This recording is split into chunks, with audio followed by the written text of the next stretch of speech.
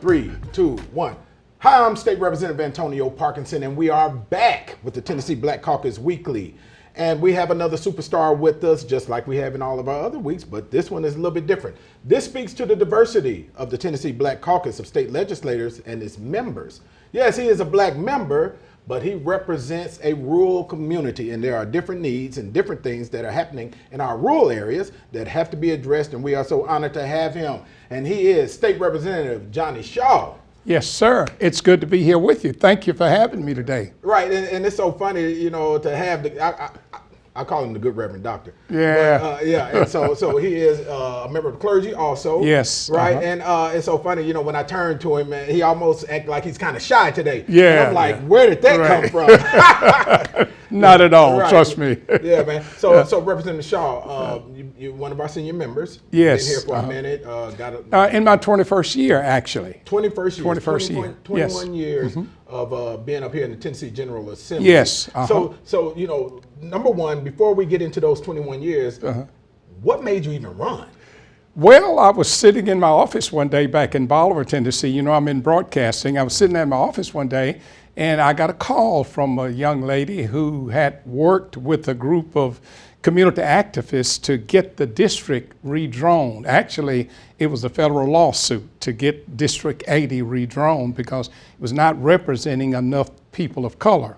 And so I got a call from a young lady by the name of Mrs. Minnie Bowman. You might know her from Covington, Tennessee. And she said, by the way, did you hear the good news? And I said, what good news? She said, we just won the district. What district? What are you talking about? So she said, we just won the lawsuit to redraw District 80. And we know we don't have to do this, but we thought about you. We think you would be the perfect person to represent this district. So would you like to run? And I said, I've never thought about it. I know nothing about being a state representative, blah, blah, blah, don't have any money, the whole line. And she said, look, if you will do it, we will help you. And so that's how I got started. After saying, I said, look, let me pray about it. The first thing, let me talk to my family about it. Let me talk to my church about it. And sure enough, the family was all excited about it. They came home from different cities, threw a big party. Went to the church where I thought they would really be against it, presented the case. I said, look, this means I'm going to be gone a whole lot, you know, won't be here every day normally, that type. They said, look, if you do it, if you honor us and do this, we'll take care of the ministry.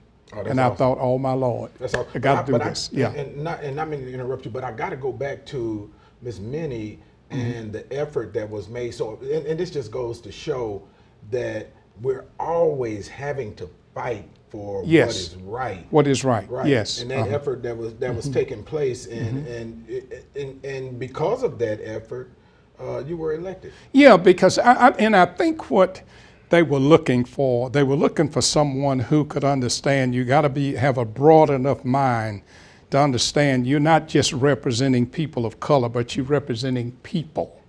Because, you know, out here in the rural area, you've got a lot of Republicans, a lot of Democrats, a lot of independents. So we need somebody who can be broad enough to represent all the people. And that's what I've strived to do over the years. I mean, you know, because, you know, sometimes I have to deviate from you guys. When you guys vote on certain pieces of legislation, I'll have to say, look, I can't do that because of my district. I'm in a rural district. Guns is a perfect example. I believe in gun control, but everybody loves guns where I represent. You know, you don't have people, they want guns. So I have to make sure that I balance that, if you will, in terms of trying to help people. So there's a big difference in city versus rural areas. I'm so glad that you touched on what you just touched on, because part of the fight that I think is a real issue when it comes to messaging with Democrats is that, you know, Democrats are being, the brand is being taken over by people that are not Democrats. And let me qualify that. Because, you know, I admonished one of our members from across the aisle just last week because they were saying that everything that Planned Parenthood comes with, and I hate that I'm using the brand here on the video, but this is what he said, and I'm paraphrasing, everything that Planned Parenthood comes with basically Democrats supported.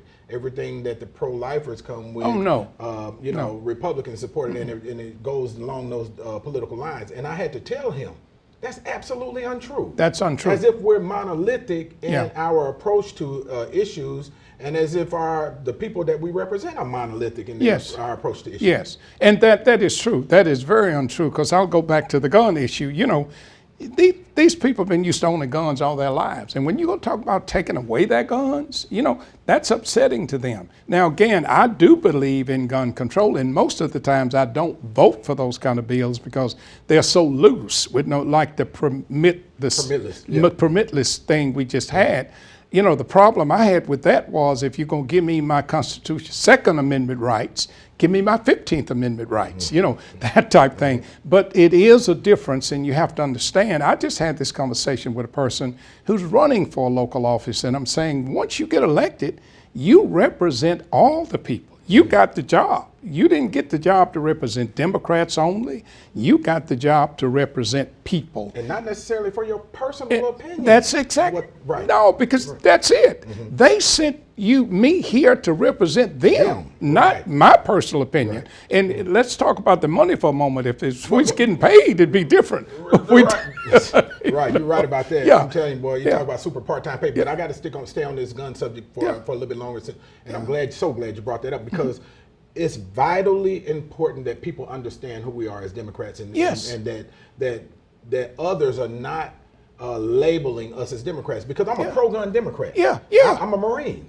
Right, and but the Democrats get labeled as individuals who want to take your guns away, and that's absolutely untrue. Absolutely. Right. I just want gun control. Right. I don't want some guy with the mental problem having a gun. But I mean, I want everybody to have a gun. Matter of fact, I want you to have the kind of gun you want to have if you know how to control it and use it. Right. And so even with that, when our colleague from across the aisle was speaking in committee, and he said the things about Planned Parenthood and pro-life, and I had to tell him, I said, I don't know one person, not one person, whether Democrat or Republican, that wants to see someone have an abortion.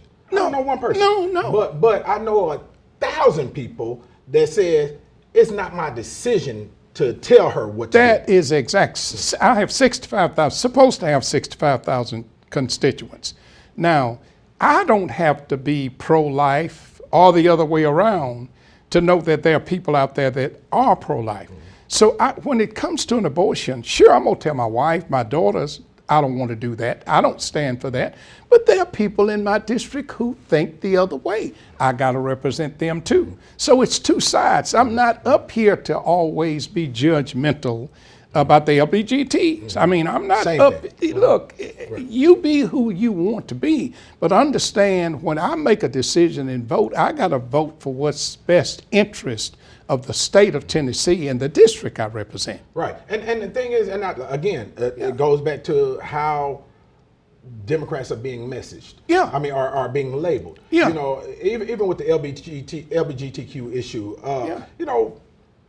there is not one person that I know of that's a Democrat that is for anyone, not just LGBTQ, but anyone being discriminated against. No, I don't want to discriminate against anyone. That's my whole point. I mean, you're God's creature, regardless to what you believe and what you think. And I think there are so many things that are between people and their God that we get involved in, we ought to stay out of. I mean, the legislature can't legislate morality. Right. If we could, wouldn't it be nice? Right. But we can't. And like it was pointed out the other day during one of these discussions, there are members inside the body. They may not want to say it, but that belong to that community. Belong to that community. So, that's right. And because it's so common. And but our thing is, again, we'll be labeled as, hey, they're the party of immorality. No, we're the party of non-discrimination. Yes. Right. And that doesn't mean we're going to vote with every LGBTQ bill or against every bill. I do not want my daughter in the same bathroom that a male LGBTQ is in. Right. I don't want my daughter in there either. But I try to put myself in this position. What if I had a son who wanted to be a little girl? I'd love him anyway. Right. Same difference, vice versa. Right. So you gotta understand that's not something we ought to be doing. That's a parent issue. Right. That's the issue that ought to be taught at home. And what people need to understand, the choices you make in life determines what you can do in life. And let me give you a perfect example. I accepted the call to the ministry of God. That means I can't be caught downtown at the liquor store every day, even if I like to drink it. Right. I got to make a choice. I can't go to the liquor store because I made a choice to preach. Right. That's my whole point. So if you make a choice to be something in life, you got to understand there's some things you just can't flaunt yourself and do. You might be a part of it in some way in a private matter, but certainly not in an open public matter. Yeah. You know. Yeah. And that's all of us. That's all. Yeah. I tell my daughters, there's purpose in everything, and every decision that you make, even to the wonderful ties that he wears every day. Right. He tries to take my ties. Right. Right. But there's purpose in it because it may start a conversation. Somebody may see, hey, that's a nice tie. May create a lifelong relationship or something else.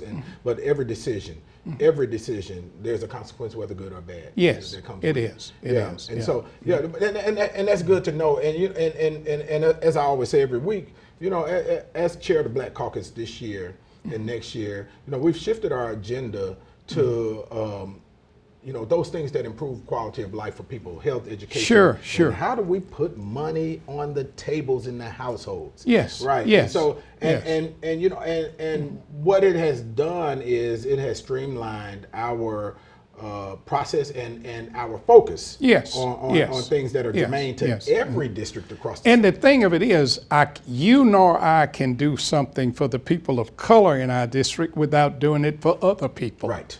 Oh, absolutely. That's what we have to understand. And that's why I'm careful when I talk about, I'm aware that people of color need some help that other people don't need. I'm aware we've been left behind in a lot of issues. I'm aware of all of that. But to keep it on a level playing ground, when I present my case, I'm presenting my case for people. Right. Because if I help this neighborhood, I'm going to also help this neighborhood. Right. And that's the way I see politics across the board, level and across the board. Right. And that's true. Giving me an opportunity. Right. And that's true. And I tried to explain this. And we had a bill that said racism is a threat to public health this week. Yeah. And it was shot down twice, actually. But it is. Right. And it is. And what I tried to explain is that, while, African Americans, unfortunately in Tennessee, we lead the way in every negative stat that you can just about imagine when it comes to health. Yes. And it happened, it wasn't accidental. Wasn't accidental. And it predates us in most cases, in a lot of cases. But I wanted them to understand that if we raise the level, start reducing those healthcare gaps, then it helps every Tennessean. Every Tennessean. Right. And this party who's in charge talks a lot about being conservative. The way you be conservative is to prevent racism, prevent poverty, provide good health care. This is how you become very conservative. Right. But they take the approach that we're going to stop you over here and do something for you here. That'll never work. Until we understand you got to make every community equal and give every community the equalization of having an opportunity to do banking, being in business. That's how you become conservative. You know what's funny, man? This interview right here is funny to me because I promise y'all I didn't script this, but you're hitting all the buzzwords that I want to talk about because people don't realize, and I'm trying to explain this again to our Republican colleagues, that black folks are probably more conservative than you. Oh, yes. And look, if you look at it, we paid, well, I probably shouldn't say this on this interview, but we paid for the past president to campaign for 4 years. That's not being conservative. You're right about that. But then we come along and they say, well, if we get a stimulus check, people won't work. But people need something. Look how long they've been without. But I'm just saying there's a way for all of us to be conservative and to be effectively conservative rather than saying I'm conservative, but you killing me over here, you buried me over here, and then you're trying to dig me up over here. Right. Because we're here, and I'm not here to, we're not here to bash our colleagues, but no, but there has to be moments of truth, and It does. and not just saying that, hey, I'm for smaller government, I'm conservative, and then you go and do the complete opposite. Of the things that you say you're doing. Let's talk about Bible Bill, because we got to talk about this, because every year when this is brought up, you make some profound statements, and especially respected because of the fact that you are a pastor. Well, I think it's degrading God's word when you say you're going to make the Bible the state book. First of all, it's kind of like saying Tennessee is the only state that's right. And we know we're not. I mean, all you got to do is look at our track record, look at what we do, look at what we vote on every day, and the kind of bills we pass. I don't know how we connect righteousness with the kind of stuff we pass. I just don't understand that. So I think that that's really degrading God's word. I think what we need to do is to do what David said, that word, I hid it in my heart that I might not sin against thee. And if the word of God is not in your heart, there's no need of having a book laying on the desk. It's no more than a magazine. Right. So to make the Bible to state book don't mean anything about how we live. It says that we're hypocrites. Right. That's what it does. And that's why I've always fought against it. I think the Bible should stay in its place. It should be on my desk at home. I should read it. I should have the word in my heart and not just on the table. It should be in my church. And then there is religion. There's denominations. And some believe one thing and some believe another. So while you might be having some to look good, you're making others look bad. So I just think that's a bad move. And for me, it reduces and cheapens. Yeah, that it does. You're making the Bible just no more than a plain old book. Yeah. And it's so interesting because, of course, the Bible it contains those principles. Sure. Those powerful principles that we should live by. As a man thinketh in his heart, so is he. Right. And that's where the Bible come in. The Bible helps you to think like you ought to think. It changes your mind, changes your attitude. That's what salvation is. Right. And then you're going to tell me you're just going to make it a state book, like a state bird or something, and lay it on the table. Tool. Yeah, a state tool, a state ladder, and all that. Yeah, all that stuff. Yeah. No, we shouldn't mix the Bible up with that. Yeah. So let's talk about some about your experience, some of the things that you've seen, and you feel free to talk about, the good, the bad, the ugly, if you want to. And also, I want to touch on, the unique challenges. We touched on a little bit the unique challenges that's facing rural Tennessee, as you see it also. Yeah. Well, the real challenge right now is broadband. That's a big issue for us. We can't. There's certain things we can't do because we don't have broadband. So what happens is it creates a chain of problems. When the state puts something out and they tell you to go online to get it, you can't go online and get it because you don't have broadband. And I've been fussing about this for years, so why don't we take some other medium and use some other way to do it until we get broadband? So that's one big issue.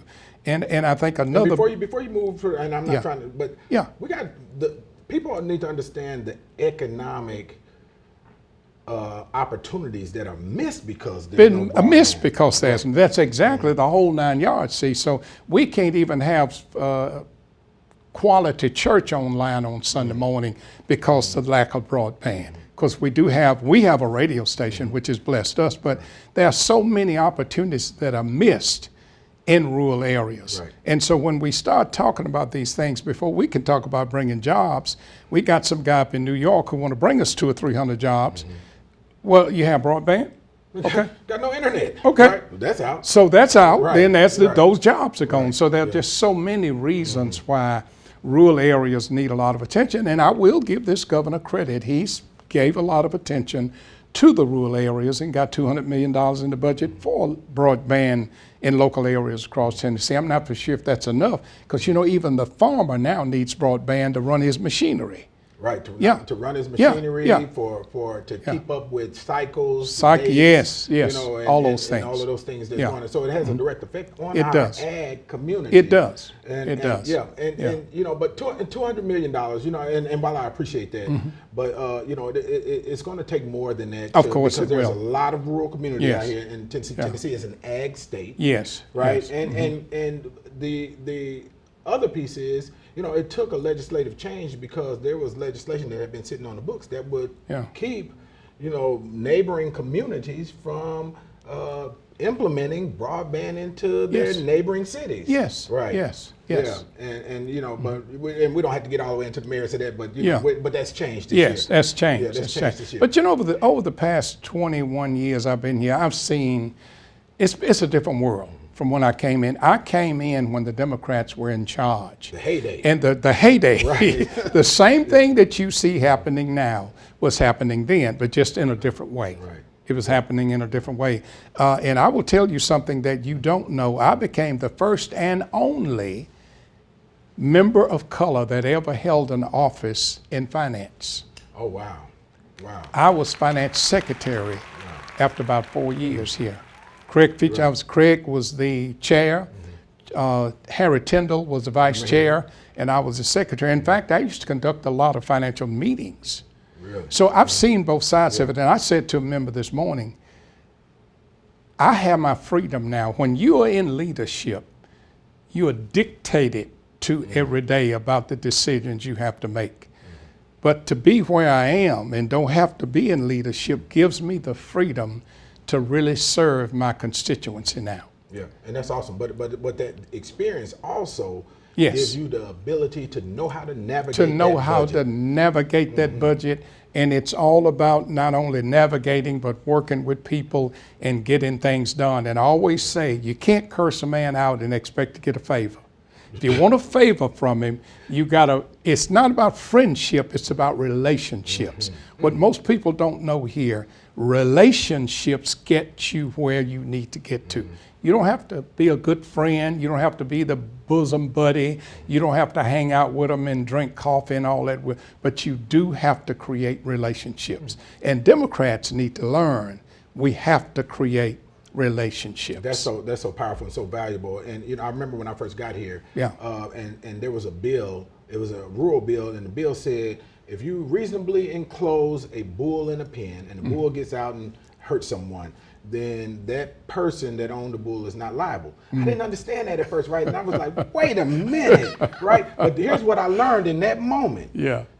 There are voters that sent that person up here to do that. Yes. And so now Yes. I didn't understand it, Yes. but I respect it. Yes. Right. Yes. Now, I was going to say, well, what about pit bulls in the city? Yeah. If we reasonably enclose them, but I'm joking. But Yeah. but you have to, you know, they're sent to do what they're doing. Do what they're doing. Yes, They just like are. we are. And you, my constituents interact with me just like yours do. They call me up, somebody call me up every day and say either we do or we do not like this legislation, and here's why. So I got to make a decision what is best for them, and at the same time not infringe upon the rest of Tennesseans in a way where it hurt or affects someone. So it's got to stand somewhere in the middle of the road most of the time, you know. Yeah. But I've seen all, you know, nothing is done today like it used to be done.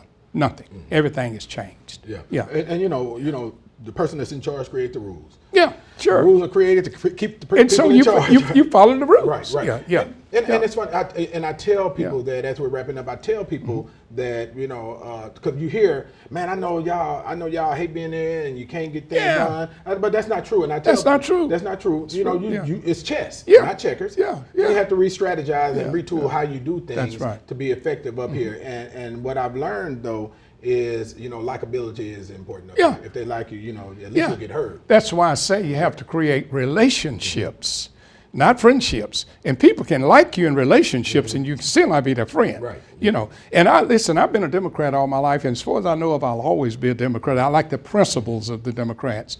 But I understand I can't be so hardcore that I can't think out of the box sometimes. Right, and not just that, it's a lot of gray area. Yeah. And I mean, because people like to paint it as black and white. Yeah. Either if you're a Democrat, you agree with everything Democrats agree with. Yeah. Absolutely No, not. absolutely if not. you're a Yeah. Republican, you agree with everything that Republicans agree with. Absolutely Now, not. most times they do and we don't. That's the difference in our parties. Well, now, I like the idea that I can come to a caucus meeting and tell you guys, I'm sorry, I just can't support that because of my district. And you all understand that. But most of the times with the other party, they have to walk in step with whatever they decide to do. You know? And I agree with you on that. Yeah, but what I was leaning in more of, they don't necessarily agree with what Oh, they're no, being told, not but agreeing they're gonna and get their walking in asses step. line. Yeah, yeah, Right. Oh, yeah. pray for me, Reverend. I curse y'all. Y'all have Reverend pray for me. But yeah. Y'all, the Lord bless you. But yeah, but they definitely they stay a little bit more lock and step with their leadership. But the sad part about that is robotic, number one, and secondly, when the cream of their leadership gets all of the good stuff and they're left with nothing, and they're still supporting the idea of being That's right. lock and step. That's right. in his own. But people think differently. I'll say this quickly. God made us all in his image means we should reflect God. And you don't look like God, you don't favor God and all that. Your character and all that should be like God. But what that simply means is none of us think alike. Every two people who look like human beings have a different mind. And you have to understand that. Right. That guy's thoughts are not your thoughts. His ways are not your ways and all that. So you got to factor all of that in. And I said to a young lady not long ago, you got to learn how to look beyond where people are to get them to where they need to go. Come on now. He is the good Reverend Doctor, y'all. Y'all heard it right here. Let's give him a round of applause, for being here. State Representative Johnny Shaw represents the rural communities right here on the Tennessee Black Caucus Weekly. And Representative Shaw, before we close out, any last things you want to tell people? I just want to say I'm proud to be here. Thank you for letting me be here today. And I love all people. I love my district, District 80, back in West Tennessee. And thank y'all for letting me represent you. Well, that's awesome. That's awesome. And so right here again, Tennessee Black Caucus Weekly. Make sure you follow us on our social media, TN Black Caucus. Share this video because I think everyone needs to know that we do have members that represent rural communities and they're doing a wonderful job. The man's been here 21 years. They done sent him back and back and back and back. But we need that also because there are black people, black farmers, black people in ag that support the agricultural community. And we want to make sure that every person that lives in these rural communities, whether you're black or white, you get the amenities and the things, at least the basics that you need in order for you to thrive. Again, I'm State Representative Antonio Parkinson, the Tennessee Black Caucus agenda, health, education, and making sure we put money in the households of the people that we serve, and that's all people in Tennessee. So join us again next week. We'll be right back. Tennessee Black Caucus Weekly.